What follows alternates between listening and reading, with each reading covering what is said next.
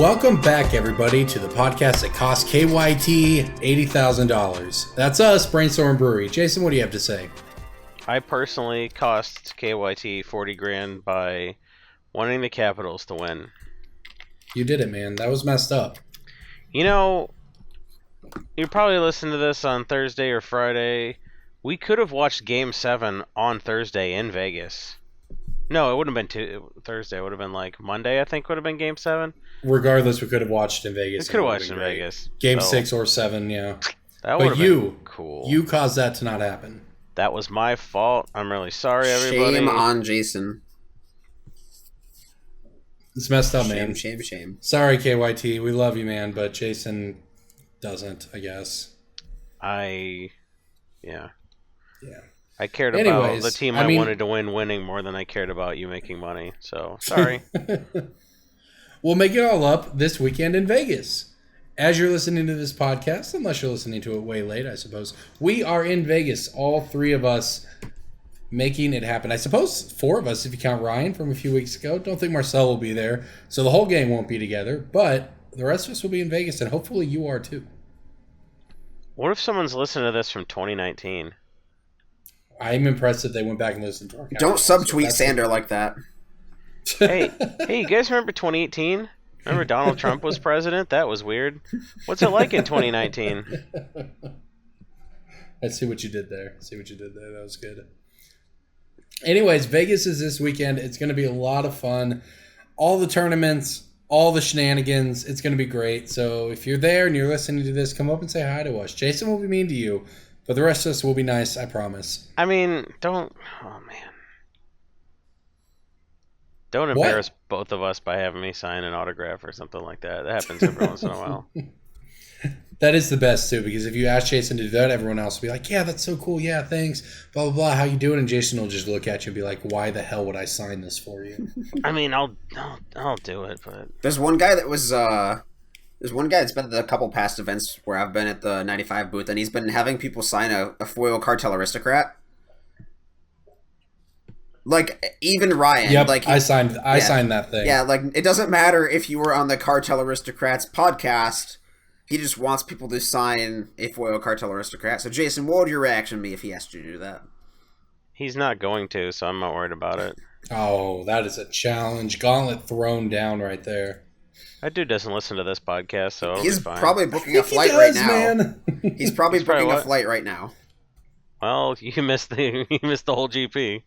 It ends tomorrow. That's not. No, he's listening to this on Thursday because he's a patron. What do you mean a patron? Do you refer to the fact that if someone goes to patreon.com/Brainstorm Brewery and gives us $20 a month, they can listen to the episode early? I could be. Okay.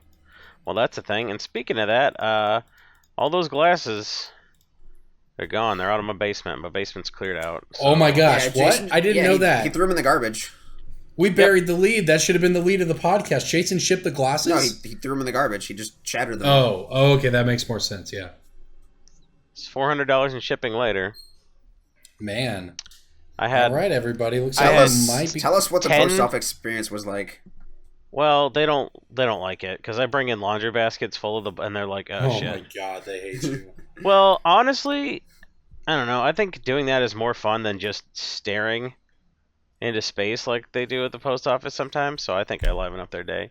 And I was like, I'm sorry about this, and they're like, this is job security because you just sent out 25 flat rate boxes and we get all of that. So they were cool with it. Good for them, I guess. That sounds not very fun, but I'm glad you did it. Is this where we give you a reminder that if you'd done it over time instead of waiting, you wouldn't have been as many at once?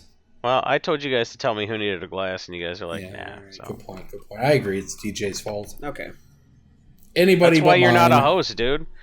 But hey, because Jason won't send out glasses. Got it? You heard it right. But here. now that they're all gone, we need to get new glasses. So if you become a new patron at patreon.com/Brainstorm Brewery, and you've never subscribed to the $20 level, you were gonna get a mystery glass. They're gonna happen. I saw. Like I don't know if they're going to be the first company. I don't know if they're going to be a third company.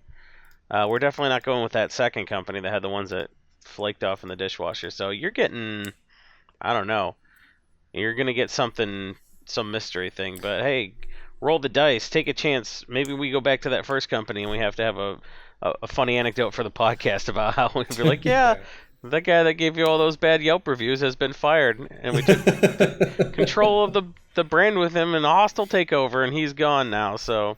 Also, I saw a picture of one of our tokens. Yeah, I was just going to say, we our token finally got made. It happened.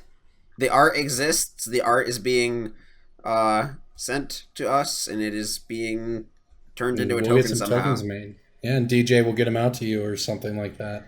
I'll actually have, this reminds me, I'll make sure and pack some. I think I have some tokens left that I can take to Vegas. Maybe. I'll have to check. I will bring some, Corbin. There you go. DJ will have tokens this weekend in Vegas. I'll do it right now. And guess what? Perfect. I'm not podcasting from home. If you're watching the video and you're wondering why it's shaky, I'm trying to hold a laptop still on my lap to record this, so it's Going the extra mile, I see. It's from my lap pointing up at my face, so it makes my head look like it's shaped all weird. You may or may not, by the way, begin a live episode from Vegas next week, everybody. Without trying to overpromise anything here, we are at least attempting to make a recording this weekend in Vegas. Hopefully it will happen. Don't promise people that. Don't promise people a possibility. Yeah, because like the three of us will be in Vegas. We're all going to be doing our own thing. There's a lot to do. So yeah, we're going to try. Yeah, DJ and I are both working. Jason's doing Jason things and EDH rec things, and I'm sure we'll all end up in the same places at some point. But whether or not that is a place that we can record a podcast, different question. But we are going to do our best. All right, let's get into the episode this week. Start things off with DJ's favorite. We'll give him his 5 minutes right here, and let's do some breaking bulk. Breaking bulk time. Breaking bulk time. Break. Oh yeah, breaking bulk. There's so much good stuff. It's a pick. Breaking bulk. The end. Breaking Ball. I've got 5 Breaking Bulk picks tonight. Is that okay? Why would you have 5? Brian Bouchard over here. Can you not? Why don't you pick one? All right, I'll try. It's a cycle. That's why you picked 5, right? No, I actually have. I'm sure that's I actually have 4 different picks I can choose from, but I'm only going to choose a couple. So the first one is a maybe. It is from the notoriously banned Future Sight set, but if you guys can't guess it, then I think it's a good pick. Okay. It is a blue instant from. It's a blue uncommon instant from Future Sight. Mystic speculation? Nope. That's a sorcery, I think. That's a sorcery. Think twice. Think twice is from Time Spiral. That's from Time Spiral, and it's common. No, come on, like how would I know? It's the notoriously banned Future Sight set. Yeah, that means we throw all the cards from it. Blue instant uncommon. I don't know. It if is it's not delay. Speculation. That would be your next guess, and it's not delay. I didn't think it was delay. That's too obvious. I can't think of any other. It has a keyword in the rules text. I wasn't listening. It has Is it flash? Well, there were a million keywords in that set. Is it buyback, flashback? Nope. It's not buyback. It's not flashback. It has a keyword that is split second. Nope. It's not split second. It has a keyword with a number. Blank 2. Oh, it's So it's from Future Sight? It's the one where you scry 3 then scry 4 or something stupid like that. Nope. It is all right. This one was a good pick. Then I say this is a good pick. Spin into Myth. 5 mana, 1 and 4, or blue and 4 instant. Put target creature on top of its owner's library. Then Fate Seal 2. So that used to be better. I was gonna say Spin into Myth, but I combo. didn't think that was a pick. No, because people were doing that. You could put someone's commander on top of their deck and then back Fate before Seal the it. Tuck But rule, then this was a lot better because you could. It's still a combo because I played it. It's a combo with. I don't remember the card, but I had it in my Canadian deck for a minute. Yeah, with Tunnel Vision. I mean, that's not bad, yeah. Yeah, so you look at... It's basically the Jace, the Mind Sculptor +1, where you look at the top 2 cards of an opponent's library, and then you sort of get to scry their deck, choosing where the cards go, top or bottom. This is a card that's just really weird. They've obviously never revisited the Fate Seal mechanic, because it's not super fun to play against. But it's just like a 10-cent card that some people play in Commander just to get rid of problematic creatures. You can get rid of indestructible stuff. Putting something on the bottom of somebody's library basically the best thing you can do in Commander outside of exiling it. Yep. So I've got one more, and it's an Odyssey uncommon land. Odyssey Uncommon Lands, huh? Correct. Trying to remember that set. Are these the ones where it makes 2 colors of mana if you have a It's not a swamp or signet land. Those are something? rares. No, you're thinking. Oh, you're thinking the I'm not tainted. thinking of No, Tainted. I'm not talking tainted about are from Signet Torment lands. because they're all black. Yeah. Yeah, okay. Odyssey nothing for Uncommon you, Land. man. Oh no, is it? There was a cycle of Odyssey Uncommon Lands. There were. So which one is it? Is it Cephalid Coliseum, Barbarian Ring? Cephalid Coliseum is the best one because it's like worth a bunch of money, so it's not that one. It's the one that people normally leave in bulk, but it's still legacy playable. The white one? I don't even know what the white one does. No, Is it Is it Barbarian Cabal Pit? Ring? it's Cabal Pet. Okay. Oh, okay. That's like shrinks a creature or something? Yeah, it disfigures. It's tap to add a black to your mana pool, deal damage to you, or if you have threshold, you can pay a black, tap it, sacrifice it, target creature gets -2/-2 until the turn. This sees like a little bit of legacy play and like the sort of Nick Fitty, like Canadian thresholdy, like Leovold Death Ray decks. Kills a Delver. Yeah, I mean it kills a Delver, it kills a Death Ray, it kills just a lot of utility creatures, Young Pyromancer, Thalia. It's just like a land that gets there and kills a guy, and then you bring it back with Life from Alone if you want to get You real. did it. That is a nickel value. you got there. I mean, yeah, it's just Goes in Nickel Fit. Nice. Nickel Fit, guys. That's All right, I've got one. If that's what's where DJ's at, favorite. What's DJ's favorite deck? Nickel Fit. I've got a nickel pick for you here, DJ. Hey, what's his favorite band? Ooh, everyone's favorite band this weekend. Is it Nickelback? Shout out to Josh Lee Kwai and Jimmy Yeah, Wong. It's a Vegas reference right there, buddy. That's this weekend. Hey, Smash Look at this Mouth. photograph. Smash Mouth was in Syracuse this past weekend, but I did not go. Whoa, I would have definitely gone, man. I love All Star. That was Somebody their once finale. told me that I would like that band. Yeah, they definitely saved All Star to the end, and they like started. I didn't go, but they started to play it like 3 or 4 times throughout the set, and then they just stopped and were like, "No, if we play this, you all are gonna leave. You get it at the end." That's not funny. even their 5th best song. No, but it's the meme, so. It's Smash Mouth, yeah. That means I like Smash Mouth songs. I think Smash Mouth is. Hey, man, I like All Star. Everyone's pretending they didn't like Walking on the Sun when it came out, which means that 90% of people are liars. Everyone liked that song. Well, they just So- forgot about it because it wasn't All Star, right? Yeah. Like no one cares about anything the band did except All Star, and most people just like to make fun of it now. Yeah. Astro It's kinda Lounge like was a pretty Nickelback. good album, though. It's Everyone kind of had like Astro Nickelback, Lounge. right? Like everyone Yeah. just wants to make fun of them for whatever. And, Everyone maybe pretends they rightly or didn't like- wrongly so, but Yeah. everyone liked How You Remind How Me. you when it remind came out. everybody. Everyone liked that song. Yeah, You can be embarrassed that you like that song, but don't try to pretend you didn't. yeah, exactly. All right, I got a nickel pick here for DJ. It is a Shards of Alara green uncommon that was also in a Commander set, Commander 2013. Is it Druid of the A Anima? Green Uncommon? Is it Drum Hunter?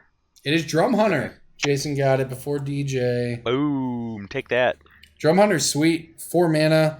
Adds 1 to your mana pool. Beginning of your end step, if you control a creature power 5 or greater, draw a card. Really good in decks like Mayel or any other ramp deck in Commander. And just generally a solid card all around. Card advantage in green like that. Hard to come by, especially on a creature. It's a good one. But Well, it is a it's, pick. It's a card. You draw an extra card and you don't have to do anything. Yeah. You don't Yeah, have to you just toss play it, mana. and Yeah, yep. your opponent never wants to kill it because it's just a 2/2 for 4 mana. I kill Drum Hunter. Yeah, but if you don't kill it, it ramps them and draws them a card. So it's like puts a little sub game where they kill it, and then you just play your big thing anyway. So Yeah, nice- and then you nice drew a card. card that's a removal spell, so that's a card draw too. Right, I like card it. is great. I have a green card also. Okay, It's from Shadows over Innistrad. It's a green uncommon creature. uncommon. Man, I'm so off my game tonight. An uncommon creature from Shadows over Innistrad. I mean, that's green. the obvious I'll one is pack- Duskwatch Recruiter. Yeah. Oh, it was that's obvious. what I was thinking about the werewolf. it is a werewolf. Well, true, but not that one. It's a human and it's a werewolf, but I think its relevant creature type is that it is a warrior. Really? Because I think the relevant creature type is that it's a combo. I mean, yeah. but it's still under $1.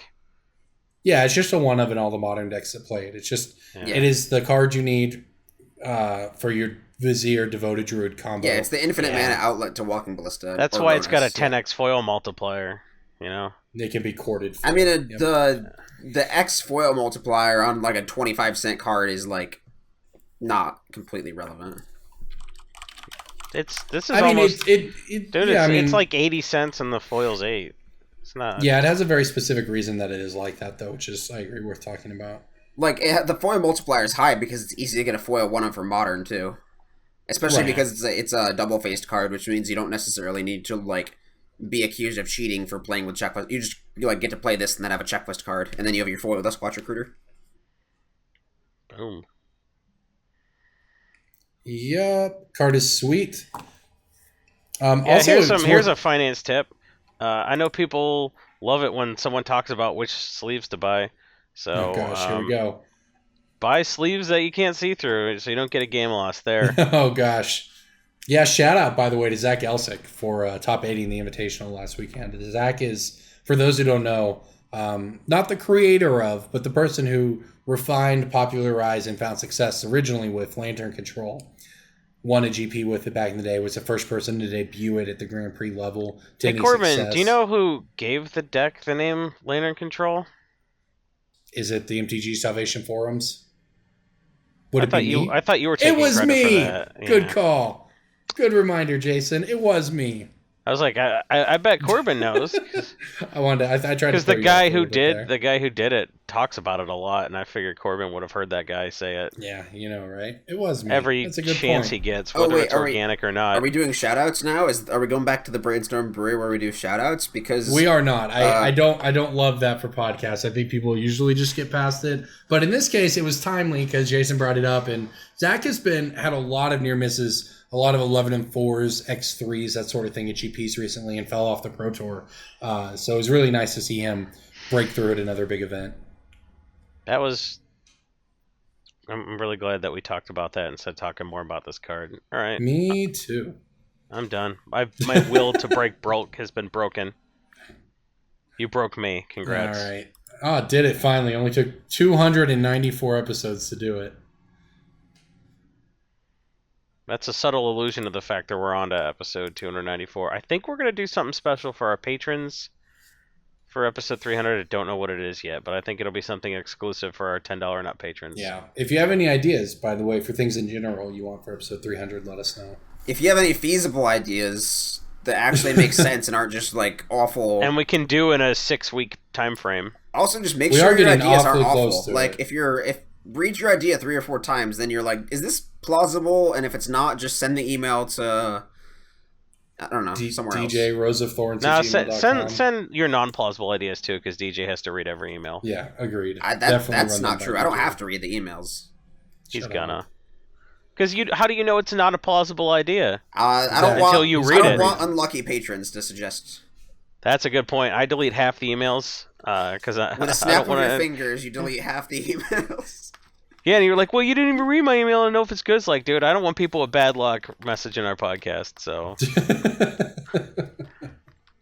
if you can't even win a single, enough, I guess. If you can't win a simple coin flip, then you don't deserve to talk to us. Anyways, let's talk a little about M19. We've seen a lot of junk from the set so far, mostly. We've seen some good, exciting stuff too. What do you like? Now everyone's talking about dangerous Precedents. Yes, Are we just gonna launch into that? Let's do it. Why don't we do that right up top? Why is that card instant speed? Okay, here we go. All right, we're here. Let's talk about it then. The card that people were referring to is Nexus of Fate.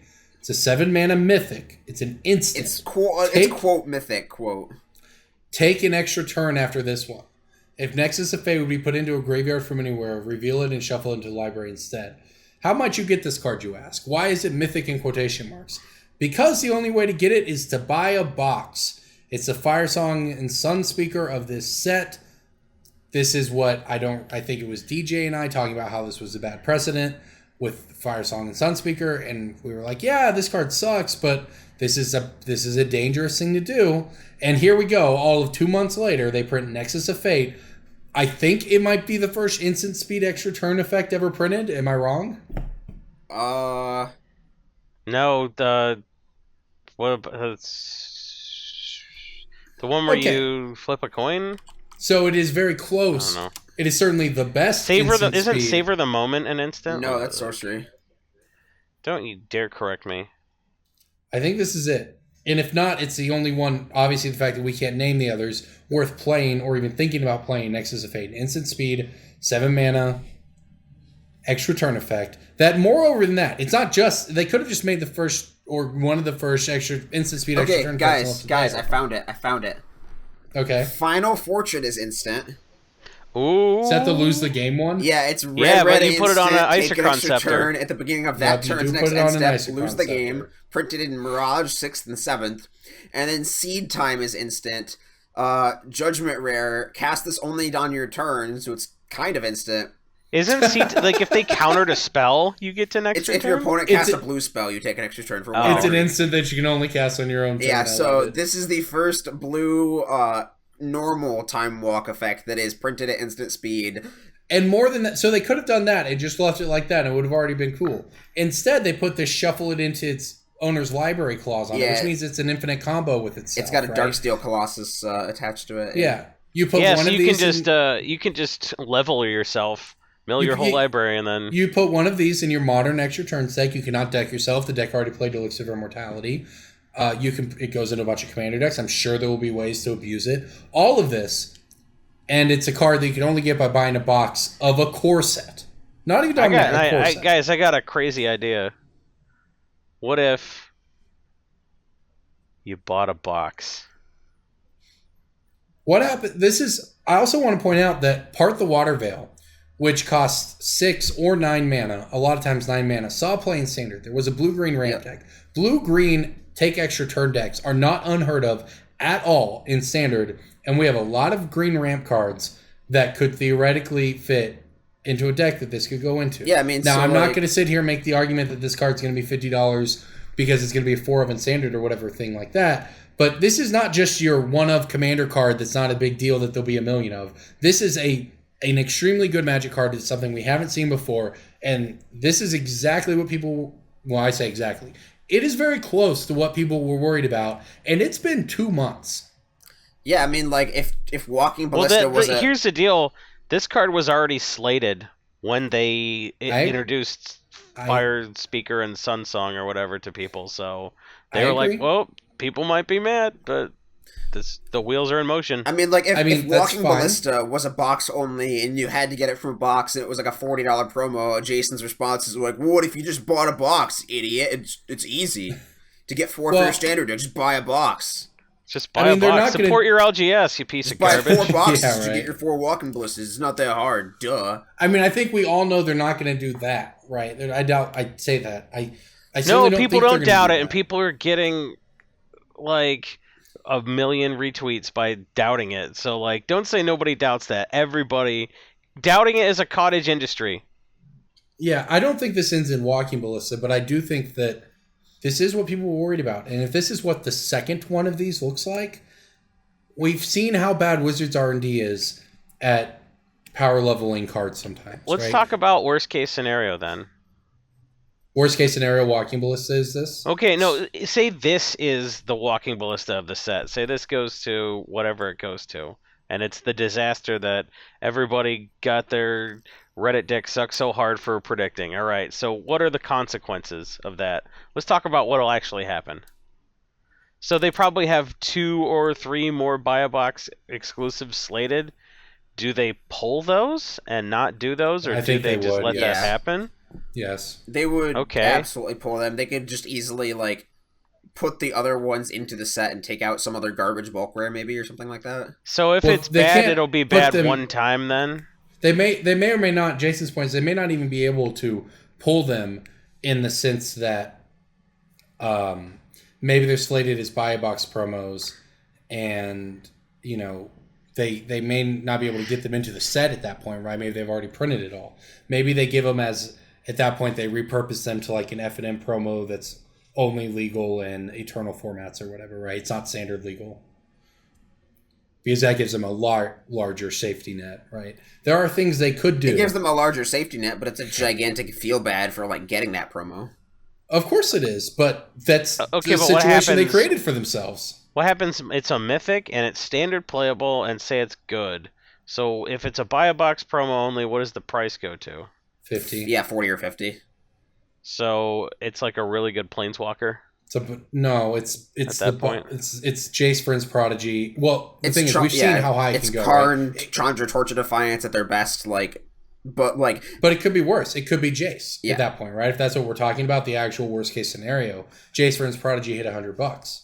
And then you get the Reddit stories of like, my LGS didn't give out the promos and you bought the box. Well, and that's the other issue, right? It said if they become worth money, players can't even get them by getting boxes because unscrupulous LGSs will just be like, oh, we sold out, and then they'll be listing them on eBay. Yep, that's a problem. If you're an LGS and you're sitting there and maybe you're struggling to pay the bills that month or whatever, and Wizards ships you a pack of cards where each one's $50 on eBay.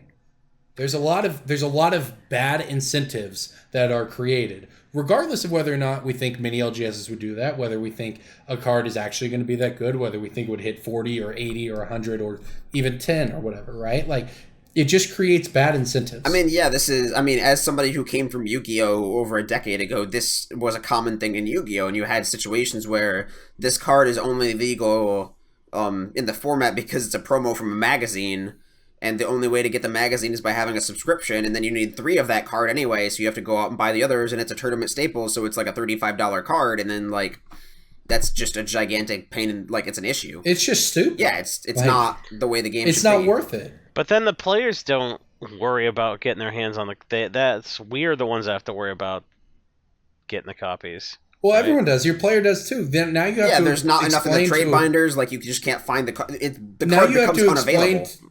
Now you have to explain to a player who comes to their second FNM and gets crushed by the card that, hey, this is a card, and they're like, oh yeah, I just saw my opponent played against me. I saw it was M19, so I want M19 packs. Okay, well, guess what? You're never going to get it, buddy. Like, it's just so weird. It just creates another barrier And- that... Yeah, It sounds like a Hasbro idea. Like, how do we get box sales up? And they're Oh, like, yeah. I don't know. Right. It's- Oh, this so I don't definitely came know. from marketing. I think if this is really as terrible as everybody says, it'll be terrible one time, and it'll be no worse than when they have to ban something from standard. I think the bitching will be as Right, but loud this and is the feel bads will entirely be as avoidable. but It's this, entirely this is an avoidable. issue that can... Well, the downside R&D is not way missing higher than the stuff. upside. Yeah, Like- I agree. Do you think that downside and having that... Because the Imagine upside's headlines that invisible. That's generates. why. Because the downside's easy to predict, and we don't know Wizards' data on box sales and stuff like that. That's so we true. can't even say what the upside is. So that's a meaningless statement. I mean, well, for all we know, Wizards is going to attribute, or Hasbro, or whoever's going to attribute the Dominaria Well, selling they out to did. Fire Song and They already Sunspeaker. have. That's Really? why. Yeah, this was a thing like a month ago because people made this shitstorm about the Fire Song and Sunspeaker, and then Mark Rosewater came out and said, "Well, the Dominaria one sold super well. Therefore, the feedback we have received is that we are going to continue to do these promo." But like that's why M19 has this. Okay. Because the I wasn't Dominaria super one was aware a of test that. run to see, like, hey, we're trying this out. If it works, it works. If it doesn't, it doesn't. Dominaria sold a shit ton of booster boxes regardless of Fire Song, and now they're continuing to do this, and now they have a bunch more slated. So, like... Well, they also Mark Rosewater also said that they had heard the feedback of people upset about it. So I don't mind these on a sort of like principled level. I don't mind the concept of these. I don't mind them doing giveaways to sell extra boxes, blah blah blah. Why not just target them at Commander players, which is probably what they're trying to do anyways, because maybe you don't need to incentivize your people playing Standard to buy Standard packs. They're already responsible for moving Standard cards, whether they're buying boxes or packs or just singles. Either way, it moves boxes for Wizards. They're trying to get Commander players to buy boxes or Eternal course, players yeah. to buy, or whatever, right? So why not just make the card Standard legal? You know? And the other thing, not to beat a dead horse, but, like, the fact that the card is foil only has already proven, like, there's a precedent for that with Kess. Like, Kess being foil only, they've suddenly had to change their proxy policy to allow, like, foil cards to be proxied if the card True. is, like, super warped and only printed in foil. Now judges can just do, like, it's just, why make the card foil only? Why do you have Well, to... that's Yeah, I mean that's a problem of the foils. That I'll put that one on their foiling process, not the decision to print it. They hired a dude, and I don't know. I, All the battle bond cards I got from Japan are pretty good. I mean, I'm not going to say that they have to only do. Like, there's plenty of promos or things or whatever that come in just foil, and it's fine. Whether it's whatever. That's less of a deal to me. Like I said, you can just avoid the downside if you don't make it legal and standard, and if you don't print effects like this. Like, it is clear that what they're trying to go for here is splashy effects that people haven't seen before. That's why we got a Boros commander with abilities we haven't seen before that was super splashy. Now we get this instant speed extra turn card, first one ever printed. They're trying to make an impact with these, and that just means every single one's got to top the one before it. It's a risk. That leads. It's a huge risk. Yeah. All right, that's enough time on this. What else you guys seen in M19? The Eldrazi hate card is so bad, and it's funny. Which one is it? It is the one black instant, Infernal Judgment, exile target colorless creature, you gain life equal to its power. So it's designed as sort of an anti-Eldrazi card for black decks that can't really, you can't really Fatal Push a Reality Smasher reliably, but this card's just not good. I mean, it costs 1, so Chalice is already, an issue, and it can't... But we don't know what the set is after M19, though. Yeah, I think it's people are pigeonholing this as the Eldrazi hate card they targeted at Modern or Legacy. It's very possible that... Well, the set after this is Ravnica. But keep in mind, though, we also saw Zalfrin Void or whatever in Dominaria that makes colorless mana and has a special ability. We're seeing Reliquary Tower in M19, which is a sweet reprint, by the way. It's very possible it's ugly, though. That's too bad. Yeah, the promo is ugly. The art for the card might not be. Yeah, it's different. It's very possible that this is targeted at something that is very different than... I mean, it might be, but I think the fact that they have a card art where Ob Nixilis is squishing an Eldrazi and this doesn't kill either Emrakul is hilarious. You can't kill either Emrakul with this. That is kind of funny, actually. I'll give you that. Do we know that's Ob Nixilis? Yes. The flavor text is something in the language that the card was previewed in, but the flavor text basically boils down to once I get rid of all these pests, Zendikar will be my play toy, and it's Ob Nixilis. So people need to keep in mind too, while we're on the subject, M19 rotates out with Amonkhet, Hour of Dissation. I'm sorry, with Ixalan, Rivals of Ixalan. Yes. And this, sorry, went back a little too farther. So what I was saying is Amonkhet will be rotated. That block long Kaladesh will be rotated. This will be legal. So it's going to be legal for essentially 18 months in Standard. So we'll have our 3 sets of Ravnica. We'll have another core set, and then M19 will rotate out with whatever comes in the fall of 2019. Yeah. Vivian Reed may be the first Planeswalker I'm excited to play in EDH. I barely play Planeswalkers in EDH ever. What is this card? It's a green mythic? Yeah, it's a green mythic Planeswalker, 3 colors, 2 green, 5 loyalty. +1 is look at the top 4 cards of your library. You may reveal a creature or land and put it in your hand, put the rest in the bottom in a random order. Which is, you don't see that much these days, a random order. The -3 is destroy target artifact, enchantment, or creature with flying. The -8 is you get an emblem with creatures you control get +2/+2 and have vigilance, trample, and indestructible. I kind of like that. I think that's got a lot of utility. I mean, it feels very Freyalise to me. Yeah. I mean, yeah, I like Freyalise too, kind of, but I'm really not super excited about Freyalise's +2 ability. And, I don't know. Drawing a card for each green creature you control in the ultimate is obviously nuts. Speaking of Freyalise, I don't know. I think that I think Freyalise is more of a build around. I think Vivian Reed is more of a utility planeswalker, and I kind of think this might be cheap because I don't know how good this will be in Standard. Well, I've seen a lot of mediocre. I've seen a lot of people saying that the planeswalker design is uninspired and just sort of generic, but I want to remind people that this is a core set and it's intentionally not super hyper complicated. Battle Bond Planeswalkers are pretty complicated. And that's what I like about it. Yeah. It's not splashy. It's very simplified. It's utilitarian, and I like having something that dynamic that's got 3 relevant abilities on it. That is just, it's stuff you're going to need in every game situation. How long? You're not building around it, but it just gives you a hand up. How long till they just let us use commanders or Planeswalkers as commanders? Jason? I mean, Sheldon said no, right? He said it's less likely than it was before because when everyone said, "Oh, you can use a planeswalker as your commander in Brawl," that's them playing just the tip. And then Sheldon came out and is like, actually, this makes it less likely because people that are desperate to use a planeswalker as a commander can just play Brawl and get it out of their system that way. So we don't have to screw with the EDH. I think it's very unlikely as long as the RC is in control, which I don't have a problem with. And the RC doesn't seem to have a problem with them printing special planeswalkers that can be your commander. I don't think that upset them too much. Yeah, it's just now that there's a second round of them, and it's not just this one-off thing anymore. It's just kind of getting weirder and weirder to have to explain to people. And you know what's funny? A lot of their rulings are to not have to explain things to people. Yeah. Ban Cyclonic Rift. Ban Tooth and Nail. And Tooth and Nail. And Mana Crypt. We'll see. I just figured I'd ask to see I wanted your opinion specifically on it, Jason. It certainly feels like we're moving into that direction between Brawl and another round of this planeswalker can be your commander. Well, Brawl makes it less likely per Sheldon, so we'll see. Rules Committee won't be around forever. Corbin's gonna go kill them all. I'm just saying that it's getting weirder and weirder to have the formats controlled by different people. And the concerns that people originally had are, in my opinion, falling away. But it made a lot of sense at the beginning, and now it's just weird, like more and more odd to explain to people why they're managed different places. Well, if I invented a thing, I wouldn't want. Oh, I'm not blaming them for sure. I don't blame them at all, but from a community standpoint. But hey, right. I was told in a Facebook group that 75% meant a deck was under construction, and I couldn't tell him he was wrong because I didn't copyright the term. So hey, whatever. The fuck do I know? Agreed.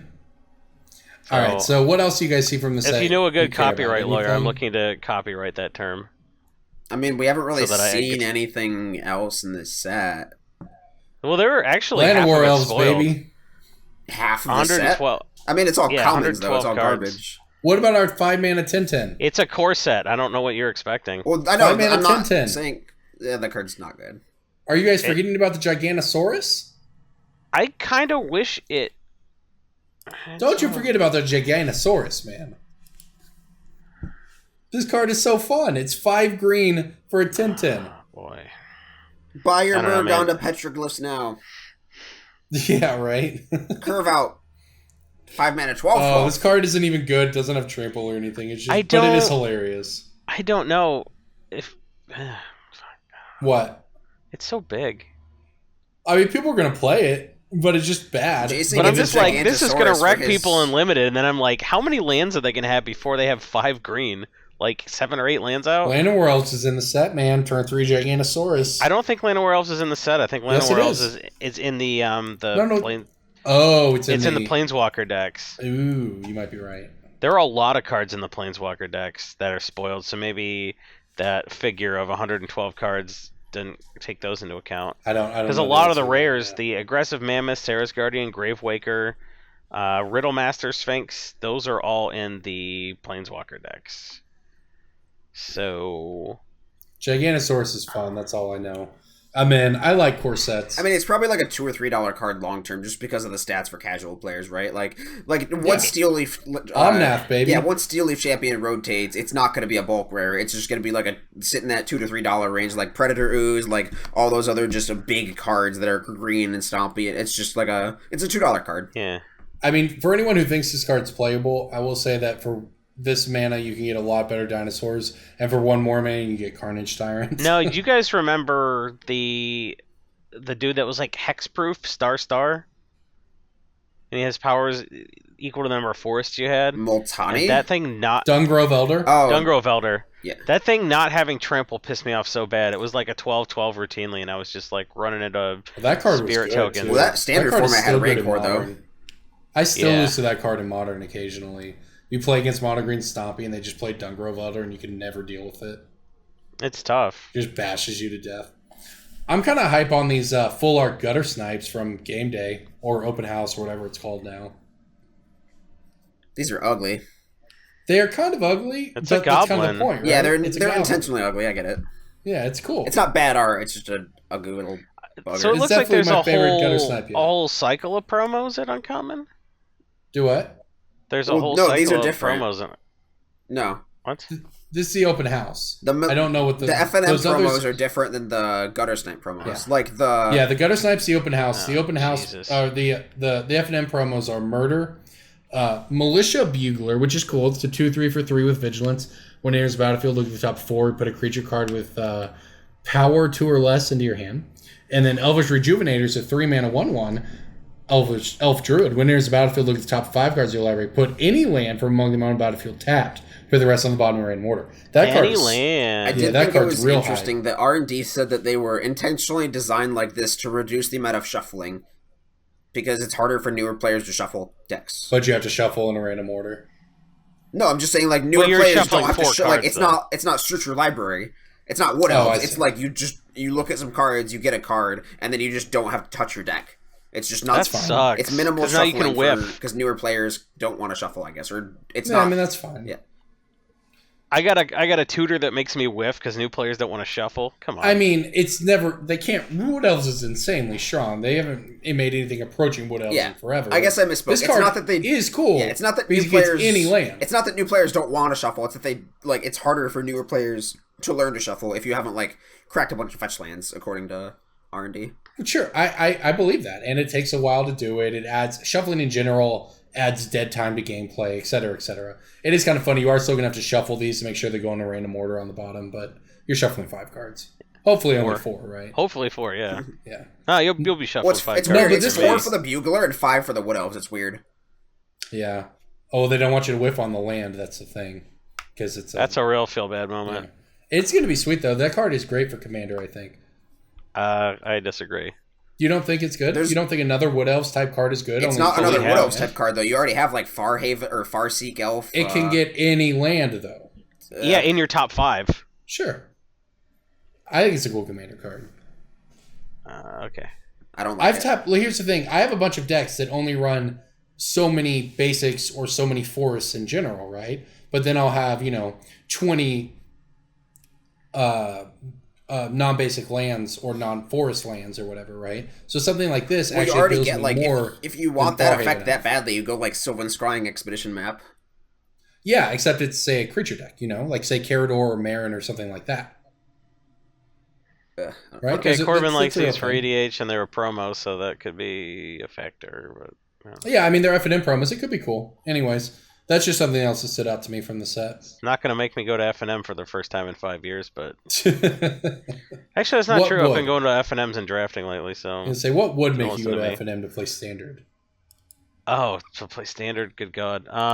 Yeah, if I couldn't play limited, I wouldn't go to F&M. That's not me anymore. Fair enough. We'll be hanging out every night, basically. We'll all be making bad decisions, I'm sure, and staying out way too late, and then dragging ourselves up in the morning to work. So, staying at the Westgate, it's the event site hotel. Going to be a lot of fun. Looking forward to Does hanging out with everybody forget that last year all the elevator at the Westgate was broken? There's only one working elevator. I and don't there was remember like that at all, actually. I remember but that's that. because 30-minute wait. Yeah. Oh, I that was like so the bad. first one into the convention center every morning and the last one out. So, I don't remember that. Yeah, there were periods where it was like a 30-minute wait for the elevator. It was brutal. Rough. Well, I'm sure that won't happen again. And the Westgate's such a big building that you could walk to the like other bank of elevators, but it was like a huge walk, and then you had to backtrack on your floor. It was I a know. big. I mean, but you know what, man? It's so hot in Vegas, and it's a dry heat. So just like if you're not used to that sort of thing, like I live in Oklahoma, and it's pretty humid here. So when I get into the dry heat out there, it just like makes my throat sore. It just kind of like takes your breath immediately as you walk outside because it's just a very different sort of thing than you're used to. Yep. So I will take the Westgate being the closest thing to the convention center, even if it means a long way to the elevators. Yeah, but every Uber driver was blasting the AC and giving everybody bottled water because that's how you get 5 stars in Vegas. So That is probably true. Yeah. this is like one of my first times staying on site because like I'm all about value. That's why I'm on a finance podcast, and I'm like staying at the venue, but you could save $45 a night by being an hour away. Except in this case, it's like 45 minutes a night, period, because it's Vegas. Yeah. There's some very cheap 45 rooms minutes to a be night, had. Corbin? What are you paying in? He made the Kessel run in under 12 parsecs. Oh, Leave him alone. my bad. Yeah. No, it's there are some very, very cheap rooms to be had in Vegas if you're thinking about a last minute trip. Yeah, well, if you're hearing this on Thursday, the event isn't over yet. It hasn't even begun. Well, is beginning, I guess. First day is Wednesday. Is it really? God, I don't even get there till Thursday night. I don't think I don't think the event hall's open on Wednesday. It opens Thursday morning. Is it only open to... I mean, Wednesday is our setup Vendors? day, so I don't think it's I open. bet to it everybody. opens Thursday morning. That was the first day of shenanigans, I guess. Yeah, that makes more sense. All right, so before we get out of here this week, let's put up some picks of the week. I've got a pretty good one this week. Oh, I've got one that you guys are Took going me a to while to hate. find it, but I like it. Pick of the week, pick of the week, pick of the week. Time for the pick of the week. All DJ, right. you want to go first? No, I want to go last just because you guys are going to hate it that much. You I'm would. just going to All right. turn off OBS as soon as you do your pick, so it'll be fine. All right, I'll jump in here. Anguished Unmaking this week. Now, this card, Shadows of Innistrad, bottomed out at $2 after rotation, is slowly climbing. It's up to about $3. And what I love from it is I actually toyed around a little bit on EDH Rec today. Anguished Unmaking is played in 32% of the 61,000 decks it could be in. And that makes it one of the top 100 cards, and not even that, one of the top like 25 or 30 cards on all of EDH Rec, according to, the top cards filter anyways. But I love that it's had just this very natural growth from $2 to $3. Exile target non-land permanent, you lose 3 life. 3 life, well worth paying in Commander. 3 mana, instant speed. That's a lot to like here. It's also, if you're into this sort of thing, got a $17 full art promo. That's up to 17? It is. The median on it is now $17. In fact, it just spiked, and the Wow. market on it is like $12. But that goes to show it may be a leading indicator of the regular one here. But I like it in on the regular ones. See, It's got very specific art on it relating to the story of Innistrad. It's Sorin unmaking Avacyn or whatever. I mean, that doesn't necessarily... It means it probably won't get a standard reprint set, sure, but agree. I mean, they can chuck it in a commander deck easily. It could. I agree. It could be in a So, commander deck. yeah. It could have new art, etc. There's a lot of things it could be in, but there are, that we can say it about almost any card. True. So I like this as a pick right now. I'm just saying, I don't think you can use the whole, like, art and name trick to guarantee a non-guarantee. Of course, I'm not. Yeah, I don't think it's reprint proof by It any would- means. I think it is a little more reprint resistant than some other cards, right? Maybe. I did what Corbin just did like 6 months to a year ago. I went through like the whole top 100 cards, and so I was calling that promo when it was way below what it is now. So just goes to show, like, sort of, you can predict stuff if you look at what people are playing if they move the market slowly. It's hard to predict like what some Pro Tour breakout thing is going to be, and it like makes prices go up overnight.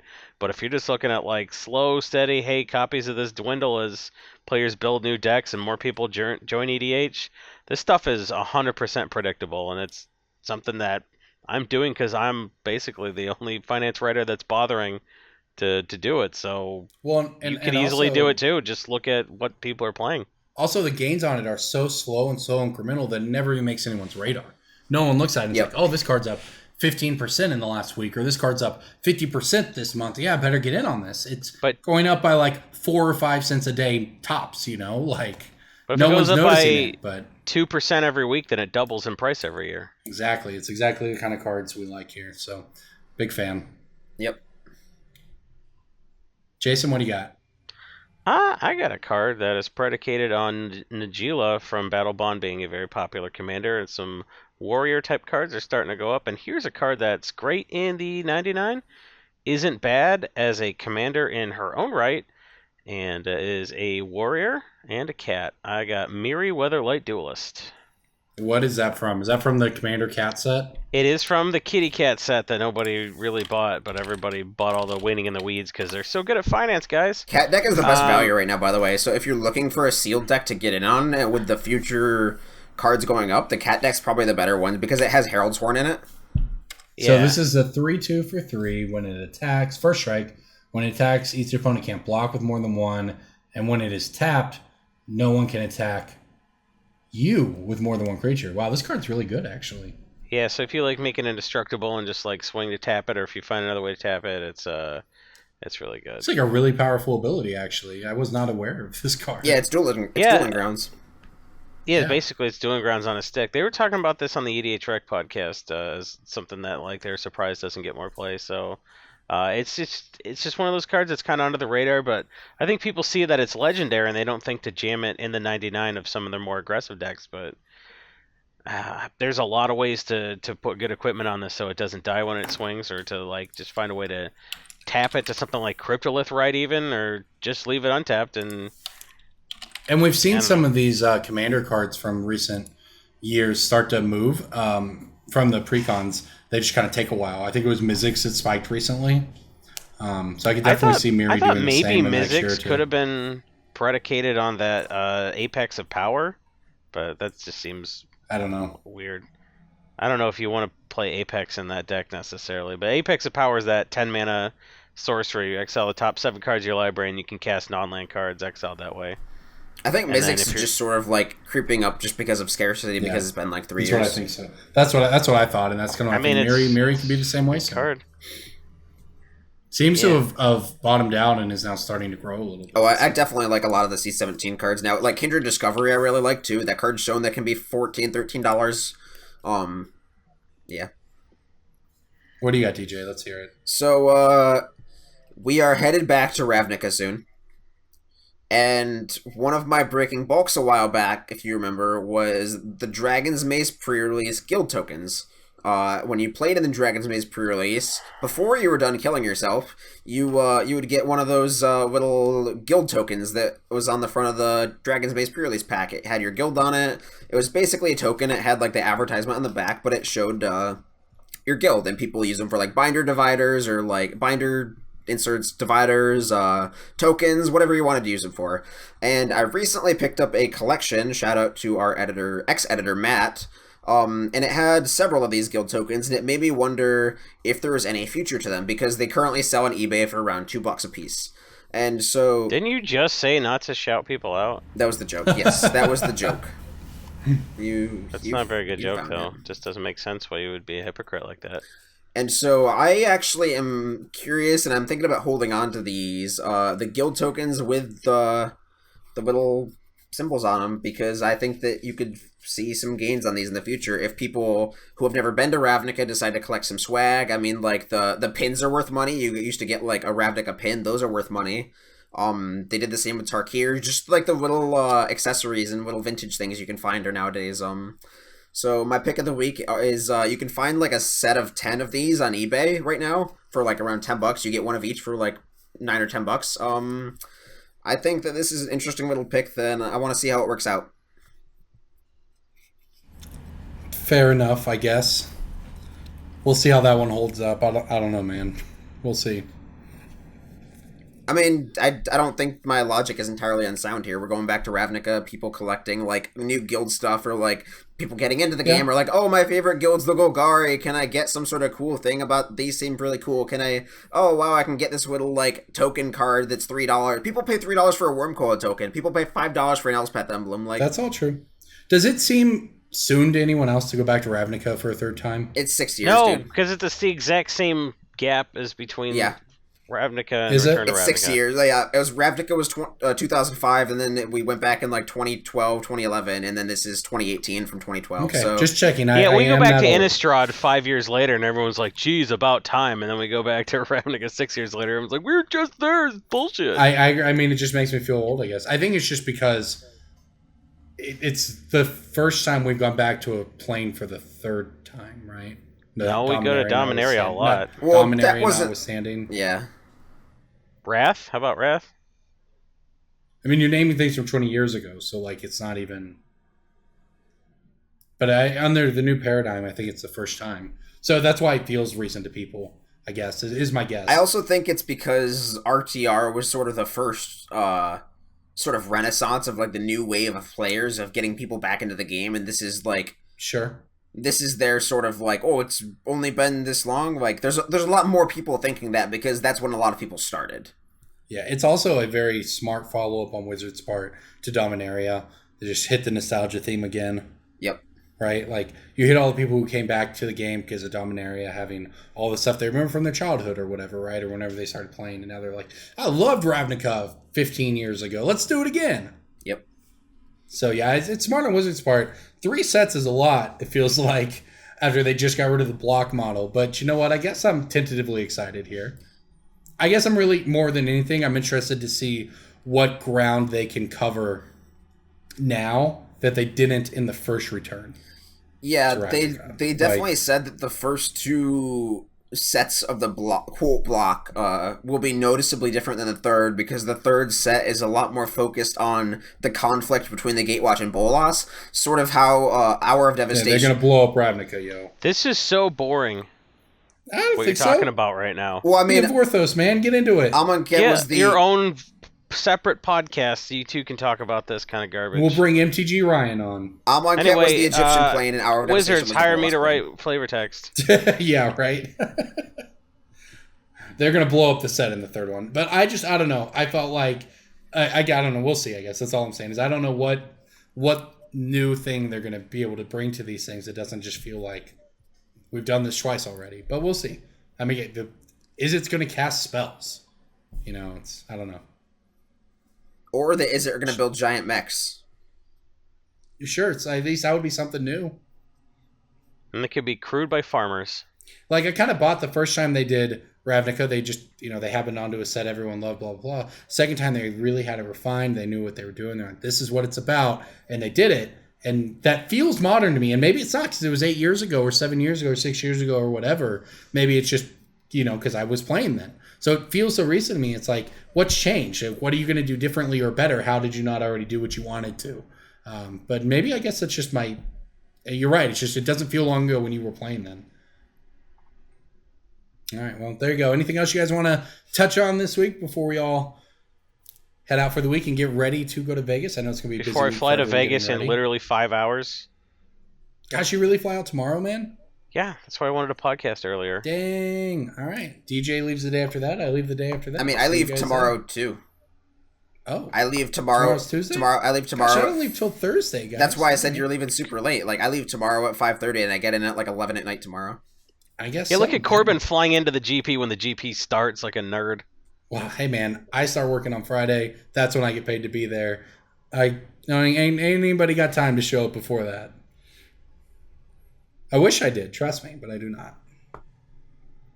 So Corbin's choosing not to spend time with us because he's not getting paid for it. Yeah, that's it. It has nothing to do with my family or work here or anything like that. I just don't want to hang out with you guys specifically. That's what it is. JJ quote him on that. Yeah, yep, exactly. Tough. JJ and I spent all night tonight working on some special secret project for this podcast, by the way. Just saying. I'm just saying. All right, everyone. That's Brainstorm Brewery. We will see you all in Vegas, and if not, we'll see you next week when we hopefully podcast from Vegas.